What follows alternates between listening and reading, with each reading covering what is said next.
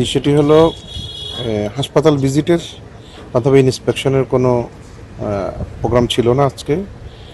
এই উপজেলায় এসেছি অন্যান্য প্রোগ্রামে, বিশেষ করে উপজেলা নির্বাহী অফিসারের কার্যালয় সহ সরকারি কিছু দপ্তরে ইন্সপেকশন ছিল, কিছু উদ্বোধনের কাজ ছিল, স্কুল ছিল, বাচ্চাদের মাঝে গাছ বিতরণের প্রোগ্রাম ছিল।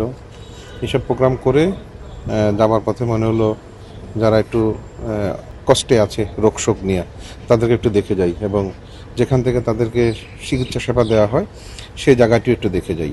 সেজন্যই অফিস টাইমের কিছুটা পরে হলো এই রুগীদেরকে একটু দেখে গেলাম। এটি একই সাথে একটা সওয়াবেরও কাজ, রুগীদেরকে ভিজিট করা, দেখা, সেই জন্যই আসলাম।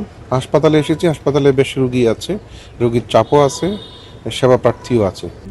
RICL TMX, যুগের পর যুগ স্থাপনা থাকে মজবুত। নিজের চোখে দেখলাম আসলে এখানকার হাসপাতালের কি অবস্থা। আবার একই সাথে এটাও সত্যি যে কিছু অভাব অভিযোগ মানুষের আছে হাসপাতালগুলো নিয়ে, সেটাও একটু নিজের চোখে দেখার বিষয় আছে, সেই জন্য একটু দেখে গেলাম। ডাক্তার একজন আছেন এখানে, ওনার একটিমাত্র ডাক্তারই এখানে ডিউটি করছেন। প্যাথোলজিগুলো এখন সঙ্গত কারণেই বন্ধ থাকবে, যেহেতু অফিস টাইমের বাইরে। অন্যান্য অফিসগুলো বন্ধ।